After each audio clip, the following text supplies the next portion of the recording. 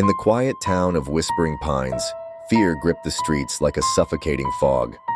For months, residents had been vanishing without a trace, their homes eerily untouched. Doors left locked, dinners left half-eaten, and no signs of struggle.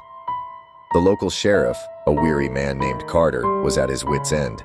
Whispers of a serial killer grew louder as the town's population dwindled. The only clue left behind was a single object in each victim's home, a handmade wooden figurine meticulously carved in the likeness of the missing person. Each figurine was found standing on the victim's kitchen counter, facing the front door.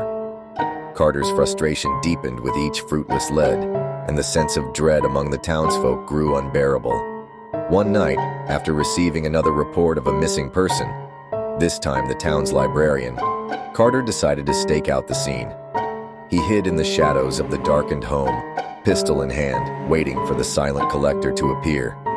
The hours ticked by, the house creaking and groaning in the silence.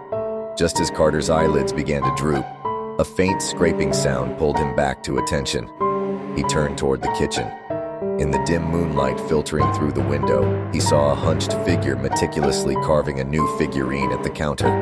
Heart pounding, Carter crept closer.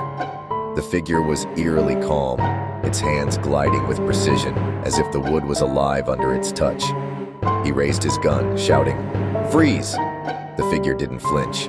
Slowly, it turned its head. Carter gasped. It wasn't human.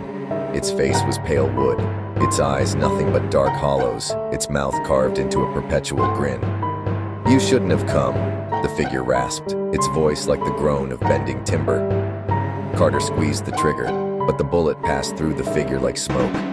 The room twisted around him, the walls creaking and shifting as if the house itself were alive. He stumbled backward, dropping his gun. "You're next," the figure whispered, its hollow eyes locking onto Carter. The sheriff's screams echoed through the house, but no one came to his aid. The next morning, the townsfolk found the sheriff's home eerily silent. His patrol car sat in the driveway, untouched. Inside, the house was pristine, except for one thing. On the kitchen counter stood a wooden figurine, perfectly carved in the likeness of Sheriff Carter, its wooden eyes gazing at the front door. It was then the townsfolk realized the truth. The killer wasn't human at all. Whispering Pines was the prey of an ancient force that collected its victims in silence, leaving only wooden echoes of their existence behind.